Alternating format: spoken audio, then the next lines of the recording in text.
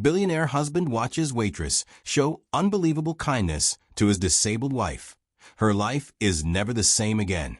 The restaurant was bustling with laughter and conversation, the clinking of glasses echoing through the elegant space. The air smelled of freshly baked bread and expensive wine, but amidst all the luxury, no one seemed to notice the couple sitting in the farthest corner of the room. Ethan Caldwell, a billionaire known for his ruthless business tactics, sat across from his wife, Olivia. Her once vibrant eyes now held a quiet sadness, and her wheelchair was positioned neatly beside the table. She had lost the ability to walk after a tragic accident, and though Ethan provided her with the best medical care, nothing could bring back what she had lost. Ethan had seen people change around them. Friends became distant, employees became overly sympathetic, and strangers either pitied or ignored Olivia entirely. But tonight was different. A waitress approached their table. She was young, maybe in her early 20s, with tired eyes and a genuine smile. Her name tag read Emily. "Good evening," she said cheerfully. "Can I get you something to drink?" Ethan barely glanced at her, used to people just doing their jobs around him. But Olivia smiled and responded, "A glass of red wine, please." Emily turned to Ethan, waiting for his order, but her eyes kept flicking back to Olivia with something different, something that wasn't pity. It was understanding. "Whiskey," Ethan said, barely looking up from his phone. Emily nodded and disappeared into the crowd. When she returned, she carefully placed the drinks on the table. Then she did something unexpected. She knelt beside Olivia and said softly, "Your dress is beautiful. The color suits you." Olivia's eyes widened slightly. Compliments weren't unusual, but there was something sincere in Emily's tone, something that made her feel seen. Ethan raised an eyebrow, but said nothing. He was used to people ignoring Olivia, not treating her as if she were anyone special. Throughout the evening, Emily kept returning to their table, not just to take orders, but to talk. She asked Olivia about her favorite books, what kind of music she liked, and even told her a funny story about an old man who tried to order pizza in a steakhouse. Olivia laughed, really laughed, for the first time in months. Ethan watched, fascinated. It wasn't that Olivia had been abandoned.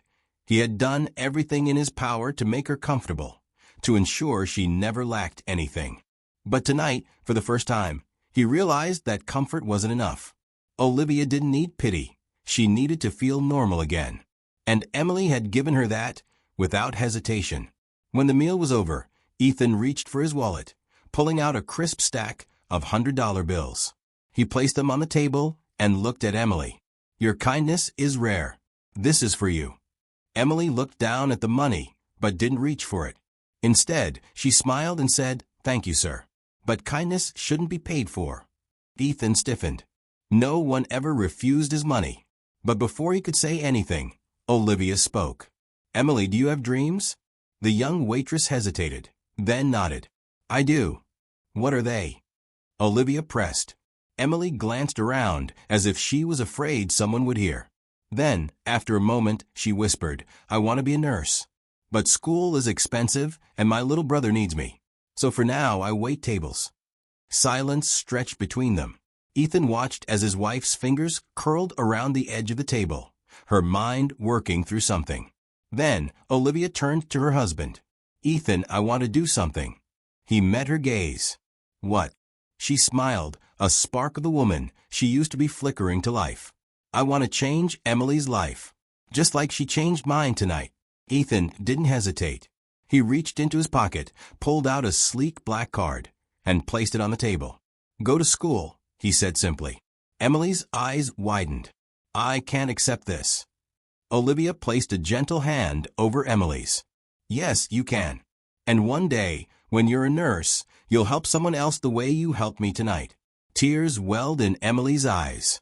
She looked at them, at the strange, powerful couple who had walked into her restaurant and somehow turned her life upside down. She nodded, swallowing hard. "Thank you," she whispered. As Ethan wheeled Olivia out of the restaurant that night, he glanced back at Emily one last time. He saw something in her eyes, determination, gratitude, hope. And for the first time in a long time, Ethan felt something stir within him. This wasn't just about money. This was about changing lives.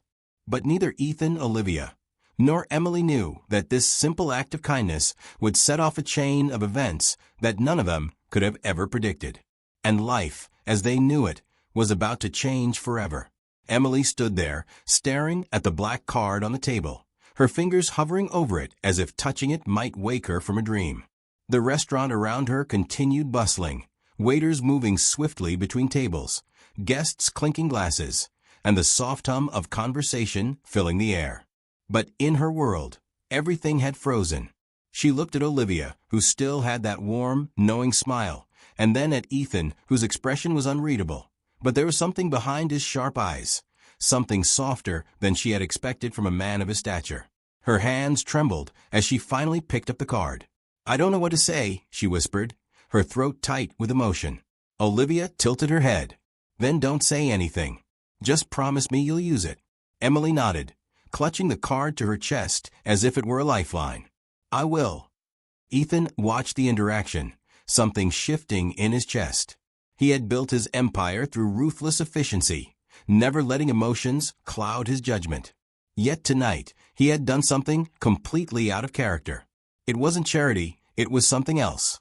He couldn't name it yet, but as he wheeled Olivia toward the exit, he found himself lost in thought.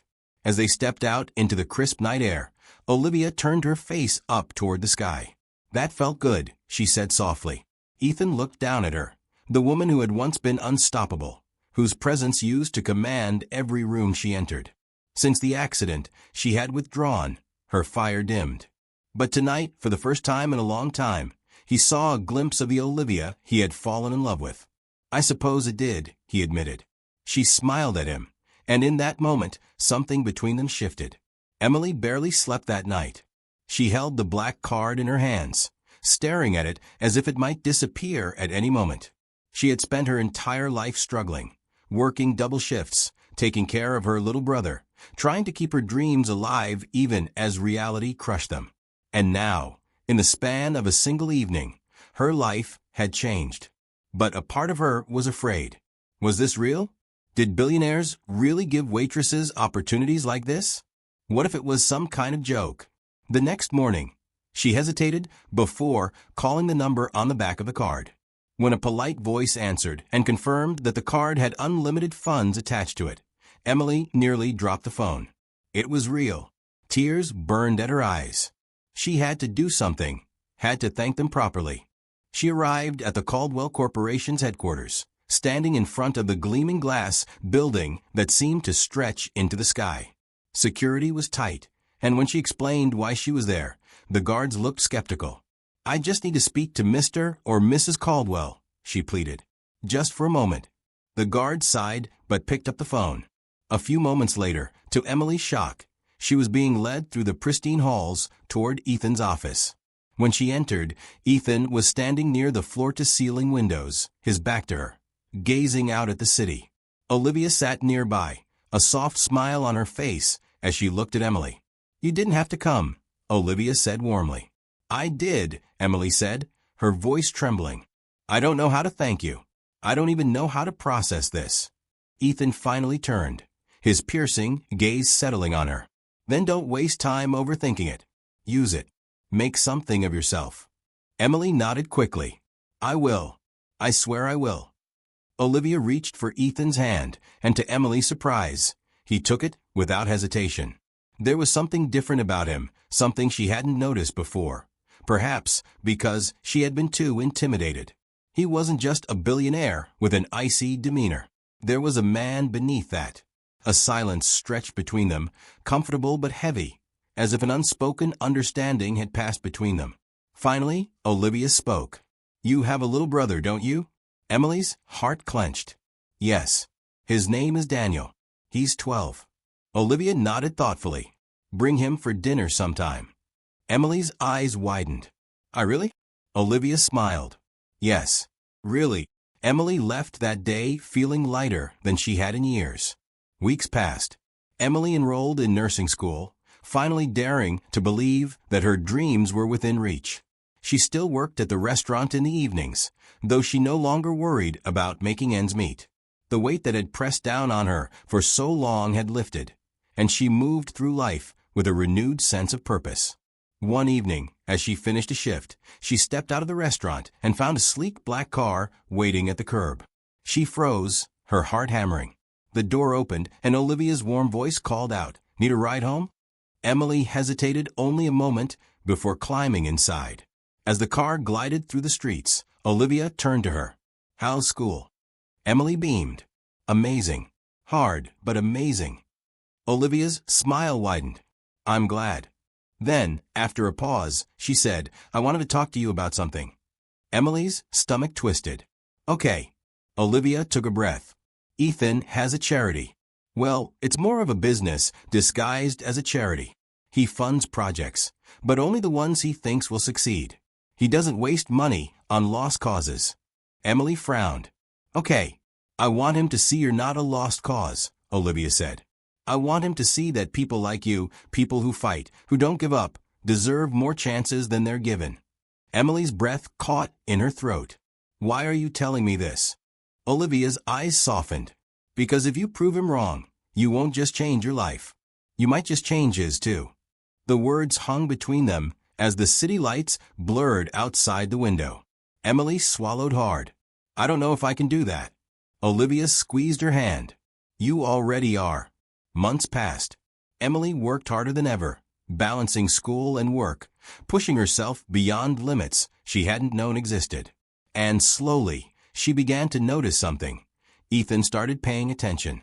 He never said much, never offered encouragement outright, but whenever she visited, he asked questions. "How are your grades? How are you handling the workload? Do you still think you can do this?" At first, she thought he was testing her, waiting for her to fail. But then, one evening, after an exhausting day, she found herself at the Caldwell estate for dinner.